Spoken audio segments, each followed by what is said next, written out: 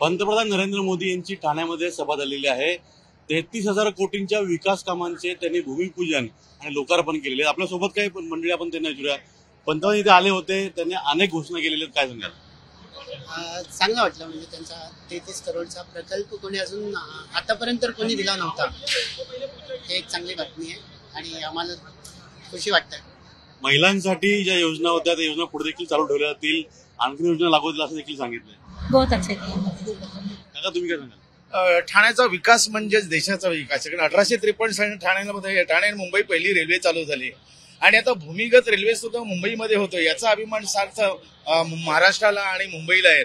त्याचबरोबर मराठी भाषेला जो अभिजात दर्जा देण्याचं काम ह्या बीजेपी आणि शिवसेना सरकारने केलेलं आहे। हे न भूतो न भविष्यत आहे की याची रोही याची डोहा आम्हाला ते पाहायला भेटतंय, कारण ज्याच्यासाठी आम्ही कितीतरी आमचे उन्नत मार्ग देखील उन्नत मार्ग त्यामुळे फ्रीवे जो आहे तो आता मुंबईपर्यंत येतो, आता पुढे ठाण्यापर्यंत येईल, म्हणजे किती ट्रॅफिक होतं त्यामुळे सर ट्रॅफिक तर वाचेल आणि जास्तीत जास्त ठाण्याचं आणि मुंबईचं अंतर हे फारच कमी वेळाचं असणार आहे। इंधन वाचणार आहे, वेळेची बचत होणार आहे। म्हणजे ठाणं हे सुद्धा मुंबईच्या तडनं मुंबईच्या बरोबरीच लाईफस्टाईल जीवन जगत आहे।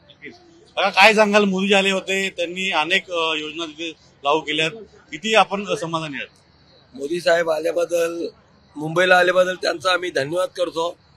खरोखर मोदी साहेब आणि महाराष्ट्राचे एकनाथ शिंदे साहेब ठाणे जिल्ह्याचे हे खरोखर चांगले काम करतात। आणि ताई तुम्ही काय सांगाल? कार्यक्रमाला येऊन खूपच छान वाटलं आणि आपल्या ज्या आता जे अभिजात भाषेचा जो दर्जा मिळालाय आणि त्यामुळं लहान मुलांना सुद्धा मराठी भाषेतून शिक्षण देण्याचा आता अभिमान वाटेल लोकांना। हाच एक प्रश्न सर्वांना विचारायचा आहे। मराठी भाषेला अभिजात दर्जा दिलेला आहे, त्याबद्दल विशेष करून ते मराठीत बोलले, त्यांनी अभिनंदन केलेलं आहे, याबद्दल किती वाटतं? या माझ्या मराठीची बोली आगऊ कौतिकी की अमृतपई जिंते अशातला तो प्रकार आहे। त्यामुळे मराठीमध्ये देशाचा पंतप्रधान जर भाषण करत मराठी भाषेला अभिजात दर्जा दिला, त्याबद्दल मोदी मराठीत बोलले, खूप छान वाटलं, चांगला झाला कार्यक्रम। ते तुम्ही काय सांगाल? मराठी भाषेमुळे सुशिक्षित बेरोजगारांना तशा मराठी भाषेच्या ज्यांनी शिक्षण घेतलेले त्यांना मोदी साहेबांनी जॉब द्यावा।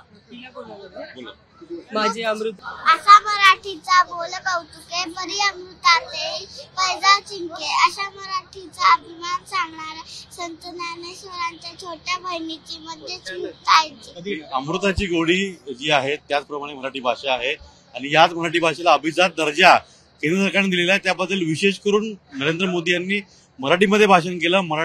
तमाम मराठी बांधव जे आहेत त्यांना शुभेच्छा दिल्या, त्यांचं अभिनंदन केलं आणि याचमुळे आपण जर पाहिलं असेल तर या संपूर्ण हा भला मोठा असा सभागृह बांधला होता, त्यामध्ये मोठ्या संख्येने लोक उपस्थित होते। काय सांगाल? म्हणजे आम्ही सांगणार की घर घर मोदी हर घर मोदी, म्हणजे मराठी माणूस म्हणून किती अभिमान वाटतोय? मराठी माणूस म्हणजे पुष्कळ मोठ्या प्रमाणामध्ये मराठी माणूस येते आणि मराठी भाषेला अभिजात दिला दर्जा तो दिलेला आहे। नरेंद्र मोदी स्वतः मराठीत बोलून तुम्हाला शुभेच्छा दिल्या, अभिनंदन केलं। मराठी माणूस म्हणून किती अभिमान वाटतोय? फार फार मोठा अभिमान म्हणतो आणि अभिमानाचीच गोष्ट आहे मराठी माणसाची। तुम्हाला किती अभिमान वाटतोय? खूप खूप खूप अभिमान वाटतो। नक्कीच आपण जर पाहिलं असेल तर मराठी भाषेबद्दल विशेष करून त्यांनी जे मराठीत भाषण केलंय त्याबद्दल लोकांना इथं आनंद होतोय आणि ज्या योजना ज्या आलेल्या त्यामुळे मुंबईच्या गतीनं ठाण्याचा विकास होईल असं देखील एक समाधान जे आहे ते ठाणेकरांनी व्यक्त केलेलं आहे। हर्षद गोरकासह अजित मांढरे, न्यूज 18 लोकमत, ठाणे।